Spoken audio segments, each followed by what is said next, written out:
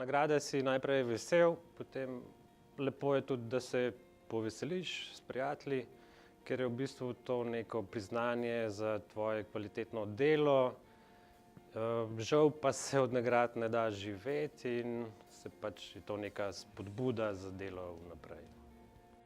Zmagovalna fotografija je nastala v sklopu vsakdanjega dela, ko sva s kolegom obiskala skupino prosilcev za azil, ki so bili na enodnevnem izletu v Izoli in se pač sproščeno zabavajo na morju. To leto je bilo izjemno uspešno za slovensko novinarsko fotografijo, ker je na številnih mednarodnih festivalih prejela najprestižnejše nagrade.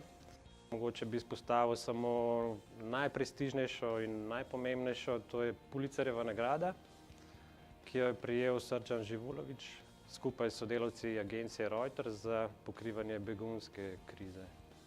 Sodelovanje je zelo pomembno. Jaz se tudi sam spomnim, ko je v bistvu prišla ta begunska kriza tudi k nam in smo se dejansko vsi povezali preko vseh možnih komunikacij in se sproti obveščali, kje se kaj dogaja, kam kdo gre, kje kdo je, in zato je tudi potem delo lažje in seveda tudi bolj kvalitetno. Zelo zanimivo je pogledati v času, v katerem živimo, kaj se dogaja s fotografijo, ker v bistvu toliko veliko količino fotografij, ki se jih zdaj ustvari, se jih ni še nikoli do zdaj. Je pa zanimivo potem po drugi strani tudi, da se še nikoli ni tako slabo živelo od fotografije, kot se sedaj.